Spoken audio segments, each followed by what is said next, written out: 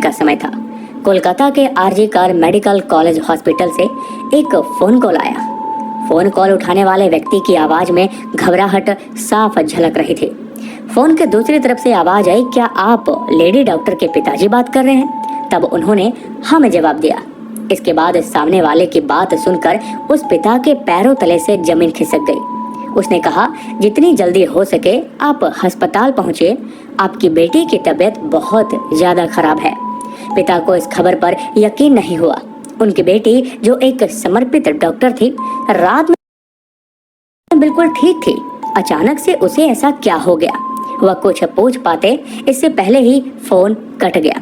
पिता ने घबराहट में दोबारा फोन कॉल किया और लड़खड़ाती हुई आवाज में पूछा, मेरी बेटी को क्या हुआ है?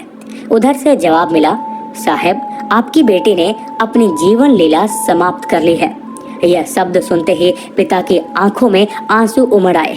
उनकी बेटी, जो हमेशा मुस्कुराती रहती थी, जिसने हर दिन न जाने कितने मरीजों को नया जीवन दिया, वह अब इस दुनिया में नहीं रही। बेटी की खबर सुनते ही माँ भी फूट फूट कर रोने लगी। वो टूट चुके थे, लेकिन अब बिना देरी किए दोनों अस्पताल की ओर रवाना हुए। लेकिन उन्हें नहीं पता था कि जब तक वे अस्पताल पहुंचेंगे, यह खबर पूरे शहर में आग की तरह फैल चुकी होगी। अस्पताल के बाहर भीड़ का जमावड़ा शुरू हो चुका था। हर कोई हैरान था, गुस्से में था। ऐसा कैसे हो सकता है? वह कौन था जिसने इस निर्दोष डॉक्टर की जान ली? और सबसे बड़ी बात, क्यों? इस बीच न केवल डॉक्टर और नर्सें, बल्कि आम जनता भी सड़कों पर उतर आई। हर किसी की एक ही मांग थी, सीबीआई जांच और जस्टिस। इस घटना ने इंसानियत को शर्मसार कर दिया था। जिसने भी इस खबर को सुना, वह हक्का बक्का रह गया। कहानी यहीं खत्म नहीं होती है, यह तो बस शुरुआत है। इस दर्दनाक घटना के पीछे छिपा सच क्या है? कौन है इस बर्बरता का जिम्मेदार और क्यों? इन सवालों के जवाब जानने के लिए हमें इस रहस्य के तह तक जाना होगा। आज की सच्ची घटना आरजी कर मेडिकल कॉलेज की है। एक ऐसी सच्ची घटना जिसने पूरे देश को हिला कर रख दिया। यह कहानी कोलकाता की है, जहां एक बेहद मेधावी और समर्पित महिला डॉक्टर, जो चेस्ट मेडिसिन विभाग की पोस्ट ग्रेजुएट छात्रा थी और अपने पेशेवर जीवन में नई ऊंचाइयों को छू रही थी। यह महिला डॉक्टर, जिसने अपने जीवन के अंतिम क्षणों में अत्यधिक यातनाएं सही, एक साधारण परिवार से आई थी। बचपन से ही उसे शिक्षा का महत्व समझ में आ चुका था और उसने अपनी मेहनत और लगन से मेडिकल की पढ़ाई पूरी की। यह अपने माता पिता की उम्मीदों का केंद्र बिंदु बन चुकी थी और परिवार में पहली डॉक्टर बनने का गौरव हासिल कर रही थी। उसकी सफलता न केवल उसके परिवार के लिए गौरव की बात थी, बल्कि वह अपने समुदाय के लिए भी प्रेरणा बन चुकी थी। मेडिकल कॉलेज में उसने खुद को साबित करने के लिए कड़ी मेहनत की। उसे हमेशा से ही मरीजों की सेवा करने की प्रेरणा थी और उसने अपने परीक्षण के दौरान जूनियर्स और सीनियर्स के साथ मिलकर काम किया। वह हमेशा मुस्कुराते हुए मरीजों की देखभाल करती थी और अपने काम के प्रति समर्पित थी। लेकिन कोई नहीं जानता था कि एक दिन यही समर्पण उसे भयानक अंत की ओर ले जाएगा। 2024 8 अगस्त की रात को लगभग 11 बजे उसे उसकी माँ का फोन कॉल आया। माँ ने हर रोज की तरह अपनी बेटी की खैर खबर ली। डॉक्टर ने फिर मुस्कुराते हुए जवाब दिया, माँ, मैं ठीक हूँ। उस समय वह मरीजों को देखने जा रही थी। यह उनका आखिरी संवाद था। माँ को यह संतोष था कि उनकी बेटी अपने काम में व्यस्त है और सुरक्षित है, लेकिन नियति कुछ और ही खेल खेल रही थी। रात 12 बजे के आसपास, जब सभी लोग अपनी थकान मिटाने के लिए सोने की तैयारी कर रहे थे, डॉक्टर अपने 2 जूनियर सहयोगियों के साथ बैठकर हंसी मजाक के बीच खाना खाया।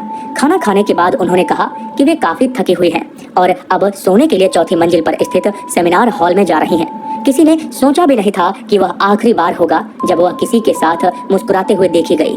9 अगस्त की सुबह जब उसके पिता को वो भयानक फोन कॉल आया, तो उन्होंने इस बात की जानकारी अपनी पत्नी को दी और दोनों ही घबराए हुए अस्पताल की ओर भागे। और जब वे अस्पताल पहुंचे तो वहां का दृश्य किसी नाइटमेयर से कम नहीं था। अस्पताल के गलियारों में अफरा तफरी का माहौल था। डॉक्टर का शरीर अर्धनग्न अवस्था में खून से लथपथ और जख्मों से भरा पड़ा था। डॉक्टर के शरीर पर जगह जगह चोट के निशान पाए गए और उनकी गर्दन की हड्डी टूटी हुई थी। आंखों, मुंह और निजी अंगों से खून बह रहा था। यह कोई साधारण मौत नहीं थी, बल्कि बर्बरता की सारी हदें पार की जा चुकी थी। बेटी की हालत को देखकर पिता और माँ दोनों टूट जाते हैं और अब कहने सुनने को कोई शब्द ही नहीं बचता। इस भयानक घटना की खबर ने पूरे अस्पताल के सभी डॉक्टरों, नर्सों और कर्मचारियों को हिलाकर रख दिया। जैसे ही यह खबर अस्पताल से बाहर निकली तो सोशल मीडिया पर आग की तरह फैलने लगी और पूरे शहर में गुस्से की लहर दौड़ गई। अस्पताल के बाहर लोगों का जमावड़ा होना शुरू हो गया। डॉक्टरों और नर्सों ने धरना प्रदर्शन शुरू कर दिया। लोगों की बस एक ही मांग थी, न्याय, दोषियों को सख्त से सख्त सजा देना। बढ़ते दबाव के चलते इस मामले की जांच बहुत तेजी से शुरू हुई। जांच अधिकारियों ने मामले की जांच शुरू की, लेकिन शुरुआत में अस्पताल प्रशासन ने इसे एक हत्या के रूप में पेश करने की कोशिश की थी। हालांकि घटनास्थल की स्थिति, महिला डॉक्टर के शरीर पर गहरे घाव और उसकी टूटी हुई गर्दन की हड्डी, यह सभी संकेत देते थे कि यह मामला साधारण तो बिल्कुल भी नहीं है, जो कि पोस्टमार्टम की रिपोर्ट ने साबित कर ही दिया था। जैसे जैसे मामला आगे बढ़ा, राजनीतिक नेताओं और सामाजिक संगठनों ने भी इस मामले पर दुख जताया। यह घटना केवल एक परिवार का दर्द नहीं बल्कि पूरे समाज का सवाल बन गई थी। ममता बनर्जी की सरकार भी इस मामले को लेकर दबाव में आ गई थी। खैर, जांच के दौरान सेमिनार हॉल के पास के सीसीटीवी फुटेज खंगाले गए। इसमें कुछ संदिग्ध गतिविधियां देखी गई। जांच के दौरान संजय राय नामक एक व्यक्ति सामने आया, जो पुलिस कल्याण बोर्ड में सहायक के रूप में कार्य करता था। वह अक्सर अस्पताल में आता जाता था और उसे संदेह की निगाहों से अब देखा जाने लगा।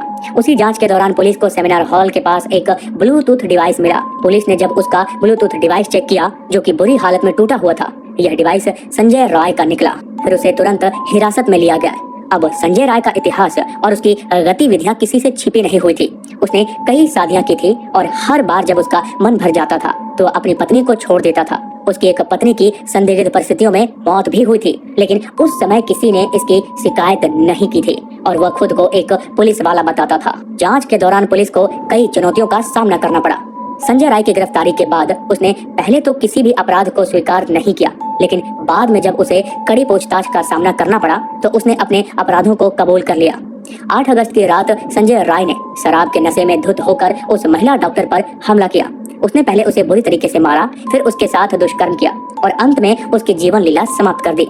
उसके शरीर पर जगह जगह गहरे घाव के निशान पाए गए, जो इस बात का सबूत थे कि उसने कितनी क्रूरता के साथ महिला डॉक्टर पर हमला किया था। पुलिस ने उसके मोबाइल को भी जब्त किया और उसमें कई आपत्तिजनक वीडियो भी पाए गए, जो उसके अपराधी होने के और भी पुख्ता सबूत थे। फिर पुलिस ने संजय राय के खिलाफ भारतीय न्याय संहिता की धारा 64 और धारा 103 के तहत मामला दर्ज किया और सियालदह अदालत में उसे पेश किया, जहां पर उसे 23 अगस्त तक पुलिस रिमांड में रखे जाने की मंजूरी मिली। बाकी अभी ये मामला चल ही रहा है, तो हो सकता है कि उसमें अभी और भी नए खुलासे हो जाएं, जो कि मैंने आप सभी के कहने पर ही इस केस को इन्वेस्टिगेशन के दौरान ही कवर किया। इस घटना ने हमें यह सोचने पर मजबूर कर दिया है कि हमारा समाज किस दिशा में जा रहा है। इस घटना ने हमें यह भी सिखाया कि समाज में महिलाओं की सुरक्षा के लिए केवल कानून ही नहीं बल्कि समाज की सोच और जागरूकता भी महत्वपूर्ण है।